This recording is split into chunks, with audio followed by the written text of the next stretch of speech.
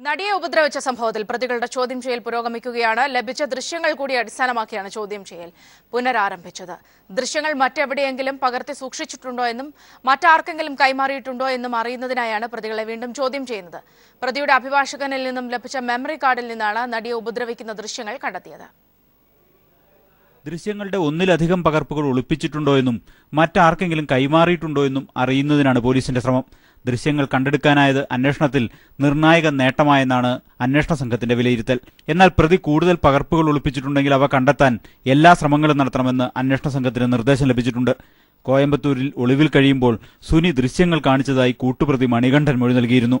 അമ്പലപ്പുഴയിലെ സുഹൃത്തായ മനുവിന്റെ വീട്ടിലെത്തിയപ്പോൾ സുനിൽകുമാർ മനുവിന്റെ സഹോദരിയോട് മെമ്മറി കാർഡ് ഫോണിൽ നിന്നെടുക്കാൻ ആവശ്യപ്പെട്ടിരുന്നു. ഫോൺ അഭിഭാഷകന് കൈമാറിയതിനു ശേഷമാണ് രണ്ട് സംഭവങ്ങളും നടന്നത്. അതുകൊണ്ട് തന്നെ ദൃശ്യങ്ങളുടെ കൂടുതൽ പകർപ്പുകൾ പ്രതി സൂക്ഷിച്ചിട്ടുണ്ടാവാമെന്ന നിഗമനത്തിലാണ് പോലീസ്. അവ കണ്ടെത്തുന്നതിനായി പൾസർ സുനിയെ വിശദമായി തന്നെ ചോദ്യം ചെയ്തു വരികയാണ്. സംഭവത്തിന് പിന്നിൽ കൊട്ടേഷൻ ഉണ്ടെങ്കിൽ കൊട്ടേഷൻ നൽകിയവരുടെ കൈവശവും ദൃശ്യങ്ങൾ എത്തിയിട്ടുണ്ടാകും. ഗൂഢാലോചനയും കൊട്ടേഷനും സംബന്ധിച്ച് തെളിവുകളൊന്നും പോലീസിന് ഇതുവരെ ലഭിച്ചിട്ടില്ല. കൊട്ടേഷൻ ഇല്ലെന്ന മൊഴിയിൽ സുനിൽകുമാർ ഉറച്ചു നിൽക്കുകയുമാണ്. ഗൂഢാലോചന സംബന്ധിച്ച് അന്വേഷണത്തിന്റെ ഭാഗമായി സുനിൽകുമാറിന്റെ ഒരു വർഷത്തെ ഫോൺ രേഖകൾ കൂടി പരിശോധിക്കുകയാണ്. അസ്വാഭാവികമായി എന്തെങ്കിലും സംഭാഷണങ്ങളോ സന്ദേശങ്ങളോ കണ്ടെത്തിയാൽ അവർ എത്ര പ്രമുഖരായാലും ചോദ്യം ചെയ്യാനാണ് അന്വേഷണ സംഘത്തിന് ലഭിച്ചിരിക്കുന്ന നിർദ്ദേശം. ഇപ്പോൾ നടക്കുന്ന അവസാനവട്ട ചോദ്യം ചെയ്യൽ കൂടി പൂർത്തിയായാലേ ഇത് സംബന്ധിച്ച അന്തിമ നിഗമനത്തിൽ എത്താനാകൂ. News bureau, Kochi. കൊട്ടിയൂരിൽ വൈദികൻ പെൺകുട്ടിയെ പീഡിപ്പിച്ച് ഗർഭിണിയാക്കിയ സംഭവത്തിൽ അന്വേഷണം മറ്റൊരു വൈദികനിലേക്കും നീളുന്നു. പ്രതിയായ വൈദികൻ റോബിൻ വടക്കുംചേരിയെ വിദേശത്തേക്ക് രക്ഷപ്പെടുത്താൻ ശ്രമിച്ച വൈദികനിലേക്കാണ് അന്വേഷണം നീളുന്നത്. അനൂപ് ചേർന്നുണ്ട് വിവരങ്ങളുമായി. അനൂപ്, വിശദാംശങ്ങൾ. സൗമ്യ, കേസിലെ ഒന്നാം പ്രതി ഫാദർ റോബിന് നെടുമ്പാശ്ശേരി വഴി കാനഡയിലേക്ക് കടക്കാൻ വിമാന ടിക്കറ്റ് എടുത്തു നൽകിയത് ഒരു വൈദികനാണെന്നാണ് പോലീസിന് ലഭിച്ച വിവരം. കുറ്റകൃത്യത്തെക്കുറിച്ച്, അതായത് ഈ സംഭവത്തിൽ ഫാദർ റോബിൻ കുറ്റക്കാരനാണെന്ന് അറിഞ്ഞിട്ടും വൈദികൻ സഹായം നൽകിയോ എന്നാണ് ഇത് സംബന്ധിച്ച് പോലീസ് അന്വേഷിക്കുന്നത്. സംഭവവുമായി ബന്ധപ്പെട്ട് ഇതിനിടെ ഗുരുതരമായ ആരോപണങ്ങൾ ഉയർന്ന വയനാട് ജില്ലാ ശിക്ഷാ സമിതി അധ്യക്ഷൻ ഫാദർ തോമസ് തേരകത്തെയും സമിതി അംഗം സിസ്റ്റർ ബെറ്റിയെയും ശിക്ഷാ സമിതിയിൽ നിന്ന് പുറത്താക്കാൻ സർക്കാർ തീരുമാനിച്ചിരുന്നു. ഇത് സംബന്ധിച്ചുള്ള ഉത്തരവ് തിങ്കളാഴ്ച പുറത്തിറങ്ങും. ഇത്തരമൊരു ഉത്തരവ് തിങ്കളാഴ്ച നാളെ പുറത്തിറങ്ങുന്നതോടുകൂടി ഇവരെയും, അതായത് ഈ രണ്ടുപേരെയും, ശിക്ഷാ സമിതി അംഗമായ ബെറ്റിയെയും തോമസ് തേരകത്തെയും കൂടി പ്രതി പട്ടികയിൽ ഉൾപ്പെടുത്താനാണ് പോലീസ് ശ്രമിക്കുന്നത്. ഇതോടൊപ്പം തന്നെ വൈത്തിരി ദത്തലക കേന്ദ്രത്തിലെ സൂപ്രണ്ട് സിസ്റ്റർ സിഫിയെയും മാനന്തവാടി ക്രിസ്തുമസി മഠത്തിലെ സിസ്റ്റർ ലിസ് മരിയയും അറസ്റ്റ് ചെയ്യാനുള്ള പോലീസ് നീക്കങ്ങളും നടക്കുന്നുണ്ട്. കഴിഞ്ഞ ദിവസം രണ്ട് കേന്ദ്രങ്ങളിൽ കൊട്ടിയൂർ SI വന്ന് പരിശോധനകൾ നടത്തിയിരുന്നു. അവർ അന്വേഷിച്ചിരുന്നു. എന്നാൽ ഇവർ ചികിത്സയിലും ധ്യാനത്തിലുമാണെന്നാണ് മഠം അധികൃതർ അന്വേഷണ സംഘത്തോട് പറഞ്ഞിരിക്കുന്നത്. ഇവരെ അറസ്റ്റ് ചെയ്യാനുള്ള നീക്കങ്ങളും പോലീസ് തുടരുകയാണ്. ഇതിനിടെ പ്രതികൾ കോടതി ജാമ്യാപേക്ഷ മുൻകൂർ ജാമ്യത്തിന് ശ്രമിക്കുന്നതായും പോലീസിന് വിവരം ലഭിച്ചിട്ടുണ്ട്. ഏതായാലും കോടതിയുടെ നിരീക്ഷണം ഉൾപ്പെടെ ഏർപ്പെടുത്താൻ പോലീസ് ആലോചിക്കുന്നുണ്ട്. ഇവരെ അന്വേഷിച്ചുകൊണ്ട്, അല്ലെങ്കിൽ ഈ പ്രതികൾക്ക് വേണ്ടിയിട്ടുള്ള അന്വേഷണത്തിലാണ് നിലവിൽ പോലീസ്.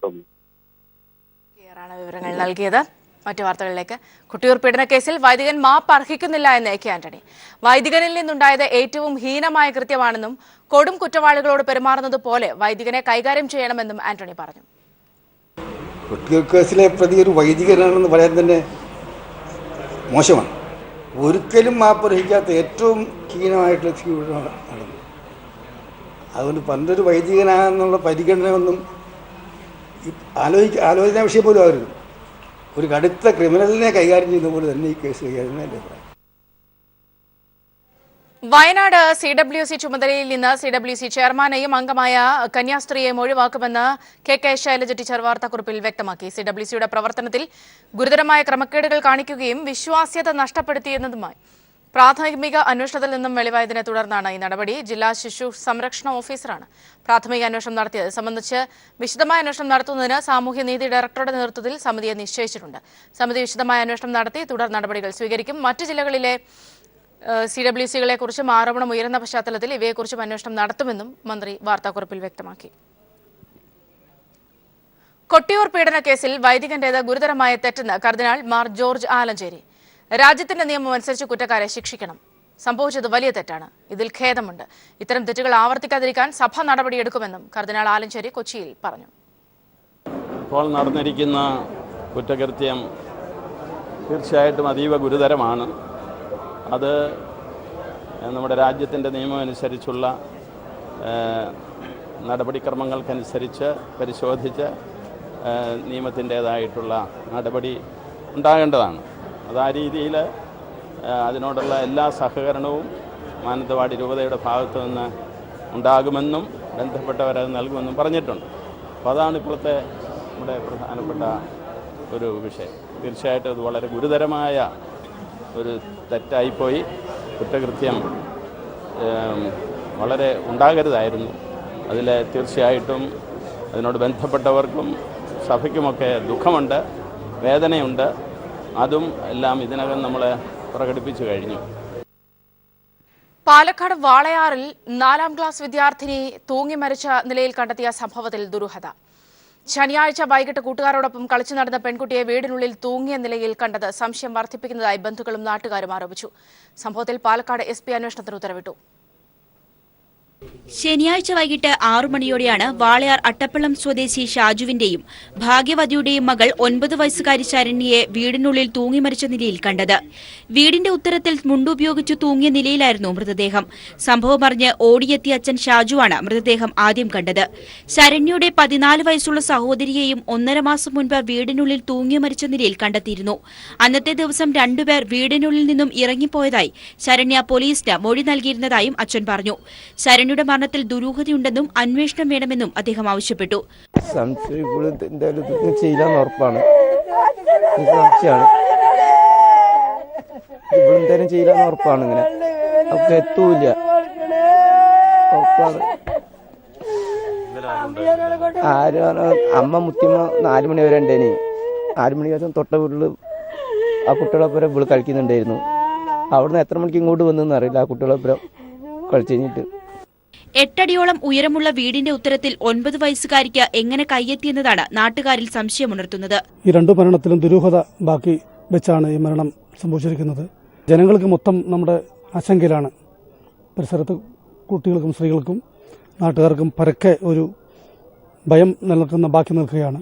അന്വേഷണം നടത്തിയാലേ ഈ സത്യം പുറത്തുകൊണ്ടുവരാൻ കഴിയൂ. സംഭവത്തിൽ അന്വേഷണത്തിന് പാലക്കാട് SP ഉത്തരവിട്ടു. പോലീസ് സർജന്റ്, സയന്റിഫിക് അസിസ്റ്റന്റ് എന്നിവർ സ്ഥലത്തെത്തി പരിശോധന നടത്തി. News bureau, Palakkad. ലോക റെക്കോർഡ് ലക്ഷ്യമിട്ട ഗായിക വൈക്കം വിജയലക്ഷ്മിയുടെ ഗായത്രി വീണ കച്ചേരി കൊച്ചിയിൽ പുരോഗമിക്കുകയാണ്. തത്സമയ സംപ്രേഷണത്തിലേക്ക്.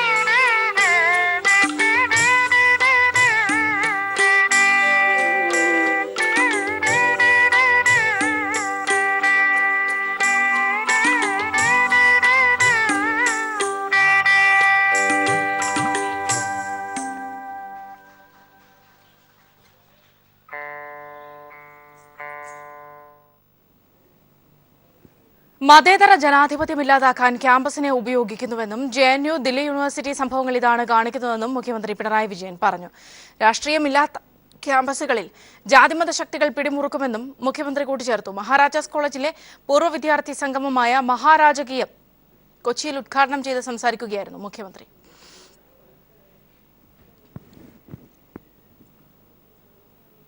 മുഖ്യമന്ത്രിക്കെതിരായ RSS പരാമർശം മാപ്പ് അർഹിക്കാത്തതെന്ന് AK ആന്റണി. ഇന്ത്യൻ ശിക്ഷാ നിയമത്തിലെ കടുത്ത വകുപ്പുകൾ ചുമത്തി കേസെടുക്കണമെന്നും ആന്റണി പറഞ്ഞു. നിയമവാഴ്ച നടപ്പാകുന്ന ഒരു രാജ്യത്ത്, ഇന്ത്യ രാജ്യത്ത് ഒരു പ്രമുഖ രാഷ്ട്രീയ നേതാവും നടത്താൻ പാടില്ലാത്ത ഏറ്റവും ഒരു നിലയത്തിലും ന്യായീകരിക്കാൻ വയ്യാത്ത, മാപ്പർഹിക്കാത്ത ഒരു പ്രസ്താവനയായിപ്പോയി.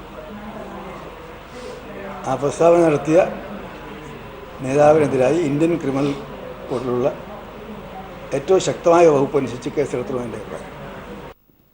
ഹിന്ദുസ്ഥാൻ ന്യൂസ് പ്രിന്റ് ലിമിറ്റഡ് പൊതുമേഖലയിൽ തന്നെ നിലനിർത്തണമെന്ന CPIM സംസ്ഥാന സെക്രട്ടറി കോടിയേരി ബാലകൃഷ്ണൻ വാർത്താക്കുറിപ്പിൽ ആവശ്യപ്പെട്ടു. 3 പതിറ്റാണ്ടിലേറെയായി ലാഭത്തിൽ പ്രവർത്തിക്കുന്ന ഈ സ്ഥാപനത്തെ സ്വകാര്യ മേഖലയ്ക്ക് വിൽക്കാനാണ് BJP സർക്കാർ ശ്രമിക്കുന്നതെന്ന് അദ്ദേഹം കുറ്റപ്പെടുത്തി. 2001 സ്ഥാപനത്തെ വിൽപ്പനയ്ക്ക് വയ്ക്കാനാണ് കേന്ദ്ര സർക്കാർ ശ്രമിക്കുന്നതെങ്കിൽ ജനങ്ങളെ അണിനിരത്തി ചേർക്കുമെന്ന് കോടിയേരി മുന്നറിയിപ്പ് നൽകി. ബജറ്റ് ചോർച്ച ഉണ്ടായിട്ടില്ലെന്ന് മന്ത്രി AK ബാലൻ. ധനമന്ത്രിക്കെതിരെ നടപടിയെടുക്കേണ്ട സാഹചര്യമില്ലെന്നും അവകാശ ലംഘനത്തിന്റെ പരിധിയിൽ പ്രതിപക്ഷത്തിന്റെ ആരോപണം വരുന്നില്ലെന്നും മന്ത്രി പറഞ്ഞു. പക്ഷേ ഇതിൽ ഒരു രൂപത്തിലുമുള്ള ബഡ്ജറ്റ് ചോർച്ചയില്ല. നമ്പർ 1, ഒഫീഷ്യൽ സീക്രട്ട് ആക്ടിന് വിരുദ്ധമല്ല, പ്രിവിലേജും നിൽക്കില്ല. പിന്നെ കുറേ ആൾക്കാർക്ക് ഇതിങ്ങനെ വിവാദമാക്കാം. ഇതിൽ ബഡ്ജറ്റിൻ്റെ ഒരു പേജ് പോലും ചോർന്നു പോയിട്ടില്ല, ആദ്യം മനസ്സിലാക്കണം. മാത്രമല്ല, ബഡ്ജറ്റ് അവതരിപ്പിച്ചതിന് ശേഷമാണ്. ബഡ്ജറ്റ് അവതരിപ്പിക്കുന്നതിനേക്കാളും മുമ്പേ ചോർന്നു പോയാൽ ആ ചോർച്ചയാകുക. ഇത് ചോർച്ചയേ ഇല്ല. പത്രക്കാർക്ക് കൊടുക്കാൻ തീരുമാനിച്ച കുറിപ്പാണല്ലോ പോയത്. അതിൽ ഒരു രൂപത്തിലും ബഡ്ജറ്റ് ചോർത്തുക എന്ന മനസ്സിലില്ലല്ലോ. ക്രിമിനലായിട്ടുള്ള ഇൻറ്റൻഷൻ ഇല്ലല്ലോ. ഒരു ക്രിമിനലായിട്ടുള്ള ഒരു ഇൻറ്റൻഷൻ വേണം ഇത് ചോർത്തുക എന്നുള്ളത്. പ്രൊപ്പറേറ്റീൻ്റെ പ്രശ്നം മാത്രമേ ഉള്ളൂ. അതിന് മന്ത്രി ഒരു രൂപത്തിലും കുറ്റക്കാരനല്ല. രാജ്യതലസ്ഥാനത്ത് സ്ത്രീകളുടെയും കുട്ടികളുടെയും അടിമ ജീവിതം. വിഷപ്പുക കൊണ്ട് ശ്വാസം മുട്ടുന്ന മാലിന്യക്കുന്നിൽ 4 വയസ്സ് മുതലുള്ള കുട്ടികളാണ് ജോലി ചെയ്യുന്നത്. കണ്ടാൽ അറയ്ക്കുന്ന സാഹചര്യത്തിൽ 15 മണിക്കൂറിലധികമാണ് കുട്ടികളെ പണിയെടുപ്പിക്കുന്നത്. ബംഗ്ലാദേശ്, കൊൽക്കത്ത എന്നിവിടങ്ങളിൽ നിന്ന് ഇടനിലക്കാരാണ് സ്ത്രീകളെയും കുട്ടികളെയും എത്തിക്കുന്നത്. സർക്കാരും ബാലാവകാശ കമ്മീഷനും ഇവിടേക്ക് കണ്ണടയ്ക്കുകയാണ്.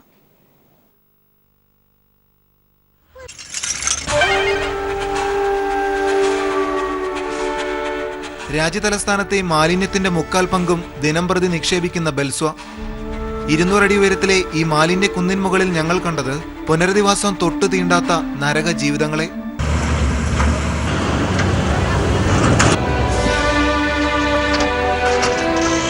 നായ്ക്കൾക്കും ഈച്ചകൾക്കുമൊപ്പം മത്സരിച്ച് മാലിന്യവണ്ടിയുടെ പുറകെ സ്ത്രീകളും കുട്ടികളും പായുന്നു. വിസർജ്യഗന്ധം മനം മടിപ്പിക്കുന്ന കൂനയിൽ നിന്ന് പുനരുൽപാദന വസ്തുക്കൾ തിരഞ്ഞു വിൽക്കാൻ അധ്വാനം.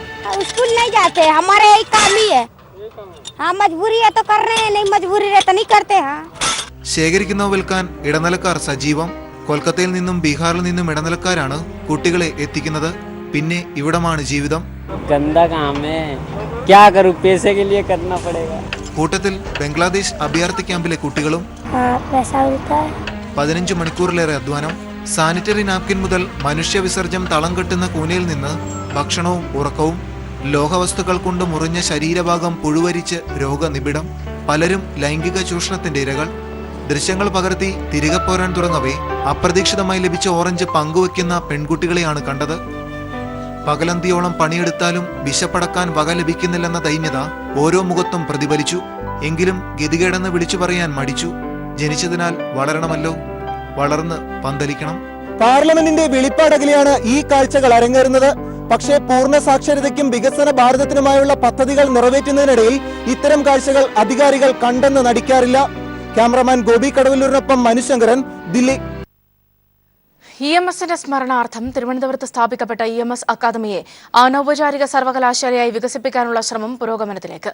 അതേസമയം പഠന ഗവേഷണങ്ങൾ ഏറ്റെടുക്കാനുള്ള അക്കാദമി ഉദ്ദേശത്തിന്റെ പ്രാരംഭ നിലയിൽ സമകാലീന ഇന്ത്യ പ്രശ്നങ്ങളും സാധ്യതകളും എന്ന പേരിൽ പഠന കോഴ്സ് ആരംഭിക്കുകയാണ്.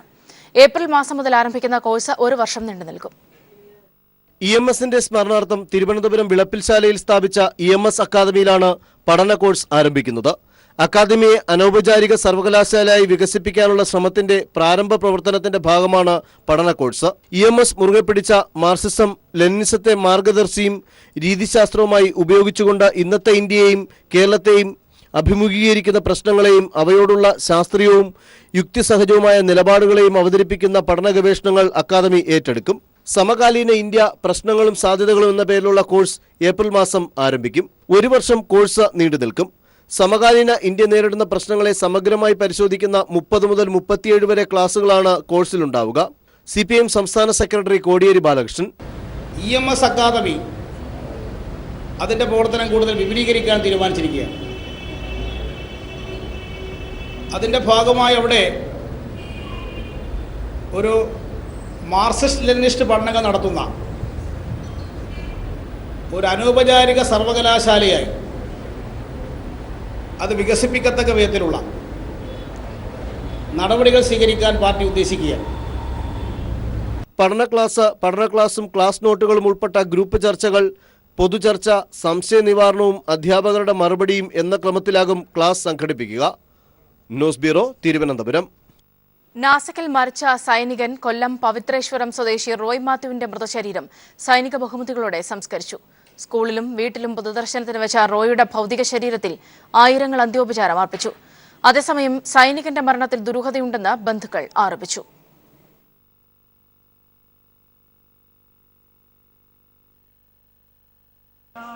Karuvelil saint Paul Malankara Catholic Syrian പള്ളി സെമിത്തേരിയിൽ സൈനിക ബഹുമതികളോടെയായിരുന്നു സംസ്കാരം. പവിത്രേശ്വരം ഗവൺമെന്റ് സ്കൂളിലും റോയ് മാത്യുവിന്റെ വീട്ടിലും പൊതുദർശനത്തിന് വെച്ച മൃതദേഹത്തിൽ ആയിരങ്ങൾ ആദരാഞ്ജലി അർപ്പിച്ചു. ജനപ്രതിനിധികളും രാഷ്ട്രീയ സാമൂഹ്യ രംഗത്തുള്ളവരും സംസ്കാര ചടങ്ങിൽ പങ്കെടുത്തു.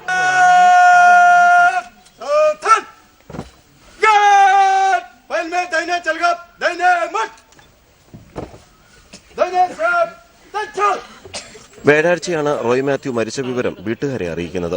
മേലുദ്യോഗസ്ഥനെതിരെ ഓൺലൈൻ മാധ്യമത്തിൽ പ്രതികരിച്ചതിനെ തുടർന്നുണ്ടായ മാനസിക സംഘർഷത്തിൽ റോയ് മാത്യു ആത്മഹത്യ ചെയ്തെന്നായിരുന്നു കരസേനയുടെ ഔദ്യോഗിക വിശദീകരണം. ഇത് റോയ് മാത്യുവിന്റെ വീട്ടുകാർ തള്ളിയിരുന്നു. അതേസമയം ബന്ധുക്കളുടെ പരാതിയിൽ കേസെടുത്ത പോലീസ് അന്വേഷണത്തിനായി നാസിക്കിലേക്ക് തിരിച്ചു. സൈനികനെ കാണാതാവുകയും പിന്നീട് മരിച്ച നിലയിൽ കണ്ടെത്തിയതിലും ദുരൂഹതയുണ്ടെന്ന് നാട്ടുകാരും ബന്ധുക്കളും ഒരുപോലെ ആരോപിച്ചു. ന്യൂസ് ബ്യൂറോ, കൊല്ലം. അന്തരിച്ച കൈരളി TV ഡയറക്ടർ ബോർഡ് അംഗവും മുൻ വൈദ്യുതി ബോർഡ് ചെയർമാനുമായ PS സിദ്ധാർത്ഥ മേനോന് ആയിരങ്ങളുടെ അന്ത്യാഞ്ജലി. മൃതദേഹം പൊതുദർശനത്തിൽ വെച്ചിരിക്കുന്ന പുന്നപ്രയിലെ വീട്ടിൽ മുഖ്യമന്ത്രി പിണറായി വിജയൻ, മന്ത്രിമാർ, Kairali TV chairman Mammootty, managing director John Brittas തുടങ്ങി നിരവധി പ്രമുഖരെത്തി ആദരാഞ്ജലി അർപ്പിച്ചു. സംസ്കാരം വൈകിട്ട് പുന്നപ്രയിലെ വീട്ടുവളപ്പിൽ നടക്കും. പുന്നപ്രയിലെ വീട്ടിലെത്തി മുഖ്യമന്ത്രി പിണറായി വിജയൻ പരേതന് ആദരാഞ്ജലി അർപ്പിച്ചു. കുടുംബാംഗങ്ങളെ ആശ്വസിപ്പിച്ച മുഖ്യമന്ത്രി ഏറെ നേരം വീട്ടിൽ ചെലവഴിച്ചാണ് മടങ്ങിയത്. മന്ത്രിമാരായ Thomas Isaac, G Sudhakaran, P Thilothaman തുടങ്ങിയവർ പുന്നപ്രയിലെ വീട്ടിലെത്തി അന്ത്യാഞ്ജലി അർപ്പിച്ചു. കൈരളി TVക്ക് വേണ്ടി chairman Padmashri Bharat Mammootty, managing director John Brittas, ഡയറക്ടർമാരായ VK Muhammad Ashraf, advocate CK Karunakaran, senior director technical and finance M Venkataraman, company secretary KP Sukumaran Nair തുടങ്ങിയവർ ആദരാഞ്ജലി അർപ്പിച്ചു. കൈരളി TV ജീവനക്കാർക്ക് വേണ്ടി കൈരളി മീഡിയ ക്ലബ് ഭാരവാഹികളായ B സുനിൽ, AK ബൈജു തുടങ്ങിയവർ റീത്ത് സമർപ്പിച്ചു. ഔഷധി ചെയർമാൻ KR വിശ്വംഭരൻ, MLAമാർ, മറ്റ് ജനപ്രതിനിധികൾ, advocate general CP Sudhakaraprasad, additional advocate general KK Ravindranath, CPM ജില്ലാ സെക്രട്ടറി സജി ചെറിയാൻ തുടങ്ങി ഒട്ടേറെ പ്രമുഖർ മരണവിവരമറിഞ്ഞ് പുന്നപ്രയിലെ വീട്ടിലെത്തിയിരുന്നു. സംസ്ഥാനത്തിന്റെ വിവിധ ഭാഗങ്ങളിൽ നിന്നും KSEBയിലെ ജീവനക്കാരും മുൻ ജീവനക്കാരുമായി ഒട്ടേറെ പേർ മുൻ KSEB ചെയർമാൻ കൂടിയായ സിദ്ധാർത്ഥ മേനോന് ആദരാഞ്ജലി അർപ്പിക്കാനെത്തി. സാമൂഹ്യ, സാംസ്കാരിക, രാഷ്ട്രീയ മേഖലകളിലെ പ്രമുഖർ മുതൽ സാധാരണക്കാർ വരെ നിരവധി പേരാണ് മരണവിവരമറിഞ്ഞതു മുതൽ പുന്നപ്രയിലെ വീട്ടിലേക്കെത്തിയത്. താൻ കടന്നുവന്ന വഴികളിൽ സിദ്ധാർത്ഥ മേനോൻ എന്ന വ്യക്തി സ്ഥാപിച്ച ആഴത്തിലുള്ള ബന്ധങ്ങളുടെ പ്രതിഫലനമായി അദ്ദേഹത്തെ അവസാനമായി കാണാനെത്തിയ ജനക്കൂട്ടം. News bureau, Alappuzha. ശർക്കരപ്പെരുമയ്ക്ക് പേരുകേട്ട ഇടുക്കി, മറയൂർ, കാന്തല്ലൂർ പ്രദേശങ്ങൾ കടുത്ത വരൾച്ചാ ഭീഷണിയിലാണ്. വേനൽ കനത്തതോടെ കരിമ്പ് കൃഷി ഇറക്കിയ ഏക്കർ കണക്കിന് ഭൂമിയിലെ കരിമ്പുകളാണ് കരിഞ്ഞുണങ്ങുന്നത്. കരിമ്പോലകൾ കരിഞ്ഞ് കൃഷി നശിച്ചാൽ നഷ്ടപരിഹാരം ലഭിക്കില്ല എന്നതും കർഷകരെ ആശങ്കപ്പെടുത്തുന്നു. കടുത്ത വരൾച്ചയെ തുടർന്ന് കരിമ്പ് കൃഷി ആരംഭത്തിൽ തന്നെ കരിഞ്ഞുണങ്ങുന്നതാണ് കർഷകരെ ആശങ്കയിൽ ആഴ്ത്തിയിരിക്കുന്നത്. ഇടുക്കി കാന്തല്ലൂർ പഞ്ചായത്തിലെ പയസ് നഗർ, കരശനാട്, കട്ടിയനാട് തുടങ്ങിയ പ്രദേശങ്ങളിലാണ് കടുത്ത ജലക്ഷാമത്തെ തുടർന്ന് കരിമ്പ് കരിഞ്ഞുണങ്ങി തുടങ്ങിയത്. ഇത്തരത്തിൽ പ്രദേശത്തെ 500 ഹെക്ടറിലധികം കൃഷിയാണ് നാശത്തിന്റെ വക്കിലുള്ളത്. കരിമ്പിന്റെ ഓലകൾ കരിഞ്ഞുണങ്ങി കൃഷിനാശം സംഭവിച്ചാൽ കർഷകന് നഷ്ടപരിഹാരം ലഭിക്കില്ല എന്നതാണ് കൃഷിക്കാരുടെ ആശങ്കയ്ക്ക് കാരണം. നാളിതുവരെ അനുഭവപ്പെടാത്ത വരൾച്ചയാണ് തങ്ങൾ നേരിടുന്നതെന്ന് കർഷകരും പറയുന്നു. ഈ വരൾച്ച എന്ന് പറയുന്ന കർഷകർക്ക് വളരെ ഒരു തിരിച്ചടിയാണ്. കാര്യം കൃഷികളെല്ലാം നശിച്ചുപോയി. പച്ചക്കറിയില്ല, കരിമ്പില്ല, ഒന്നുമില്ല. തെങ്ങ് വരെ എല്ലാം ഉണങ്ങുകയാണ്. സംസ്ഥാനത്തെ ഏറ്റവും മികച്ച ശർക്കരയായ മറയൂർ ശർക്കരയുടെ ഉൽപാദനം ഇതിനോടകം തന്നെ കുറഞ്ഞിട്ടുണ്ട്. വേനലിൽ കൃഷിനാശം കൂടി കനത്തതായാൽ ഈ മേഖലയിൽ പണിയെടുക്കുന്ന ആയിരക്കണക്കിന് കുടുംബങ്ങളാണ് പട്ടിണിയിലാകുക. കഴിഞ്ഞ സർക്കാരിന്റെ കാലത്ത് നടപ്പിലാക്കിയ ജലസേചന പദ്ധതികൾ കർഷകർക്ക് പ്രയോജനം ചെയ്യുന്നില്ലെന്നും ഈ പ്രദേശത്തെ കാഴ്ചകളിൽ നിന്നും വ്യക്തമാണ്. News bureau, Idukki.